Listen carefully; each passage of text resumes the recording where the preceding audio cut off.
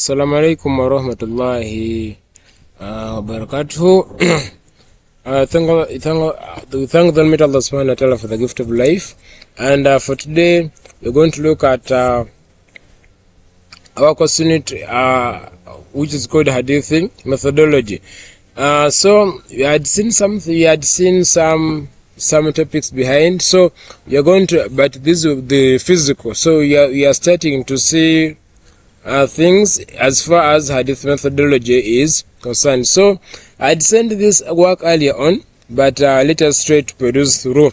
We are starting with the problems encountered during the Hadith collection, because earlier on you saw reasons for why Hadith were collected. People who helped to us the problems encountered during the Hadith collection. The Hadiths were collected, but however, there were challenges that these people first. So telling us here that the process of Hadith collection, though it was later accomplished, it was not done without problems. There were various problems in the process of collection of Hadith. As we saw earlier on in the question of Hadith it was I've forgotten, it was all about Quran, said of Quran, whereby you see that there were challenges in the collection of the Holy Quran. So there were challenges in the collection of Hadith. So there was scarcity of writing materials. The collectors of Hadith found it hard,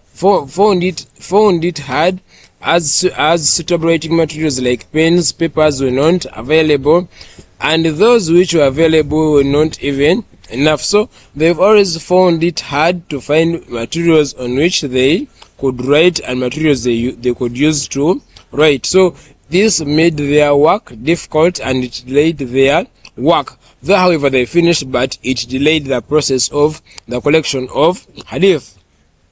Then there were very few people who knew how to read and write. This made the work hectic and very hard, as some individuals were overworked, because we shall see that under this period there were very few people who knew how to read and write. Yet the collection of Hadith needed reading, even writing. So you'll find that a person who was reading was the same person writing. So some people overworked. We just pray that Allah subhanahu wa ta'ala blesses them, because these hadiths are their major source of reference as far as Islamic law is concerned.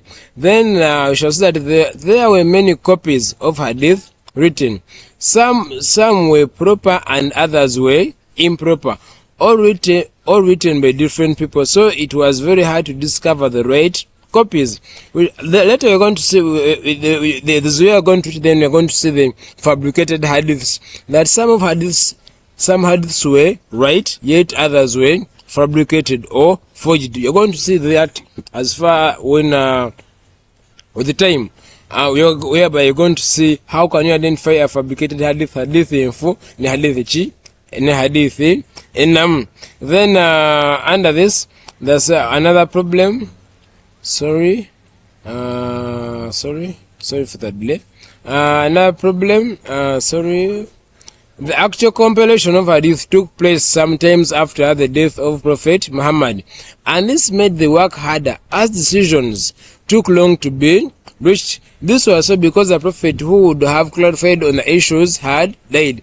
We shall see that under the regime of Prophet Muhammad sallallahu alaihi wasallam, he had prohibited the collection of hadith. However, there were some which were collected. So sometimes to clarify a hadith took some time, because the major source of reference had died. Then another some materials on which the hadith were written were either very old or worn out, or deteriorated. This meant that it was difficult for the future compilers to read the written work, and which had already faded, because some hadiths which were written some time back, as we had seen earlier on, that some hadiths were written during the time of Prophet Muhammad sallallahu alaihi wasallam. Some of the ink had faded, so it made it hard for those who were compiling by then to read the work, because the ink had faded. Sometimes whenever thing prolongs, it fade. Now, as initially, we have been seeing the problems which were faced in the process of the compilation of the hadith. Then another problem, there were people who came out to fabricate hadith. So this meant that the compilers had to take great care to ascertain the authenticity of the collected hadith, because it's just that as I've told you that you're going to see the forged hadith. There were hadiths that were right, others were forged. So some people came up to fabricate hadiths. So for those who were collecting these hadiths, they had to take enough time so that they don't write a hadith which was forged, and this took a lot of time, because it involved consulting various ulamas. It involved consulting various people who were knowledgeable. Then there was a problem of communication. Many people who had memorized hadith were living in the Islamic Caliphate, yet the transport system was not yet developed.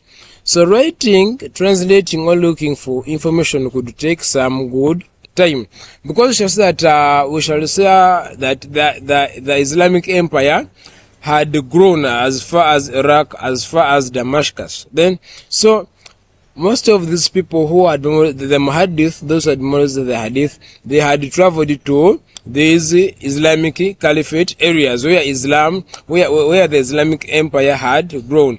So these people, in most cases, they had gone there to spread the hadith and to also teach Islam. So for those who needed them, they had to travel to those places. Yet by then, the transport system was very hard. Moreover, these people, they're living in the desert areas, because most of them lived in the Arabian Peninsula. So it made it hard to look for these people. It took very long. It took them a lot of time to reach to those who had memorized the hadith, because by then there was no phone call. You had to travel physically to these places.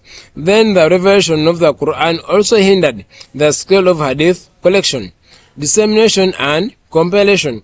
The Prophet had warned his companions about mixing his words with those were hadith, with the verses of the Holy Quran. Therefore, the compilers had a problem of scrutinizing and separating the traditions of the Prophet from the verses of the Holy Quran, because it's just that earlier on, as when we were looking at paper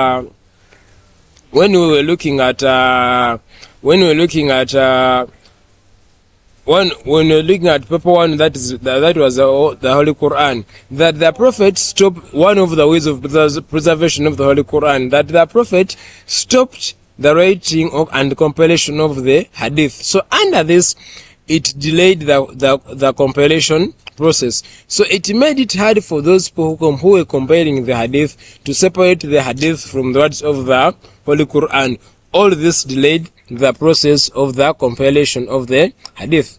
Then we shall as another problem, the death of many people who had memorized the hadith also brought problems to the compilers.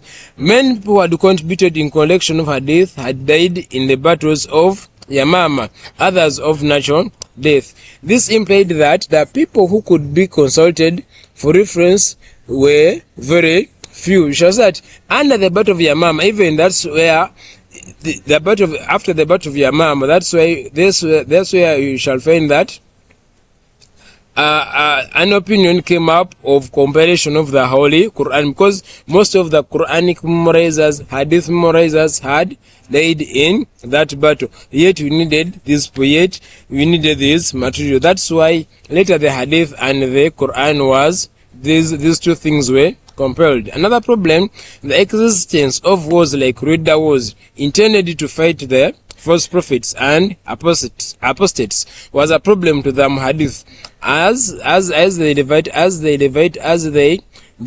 diverted much of their attention, thus affected the work of compiling the hadith.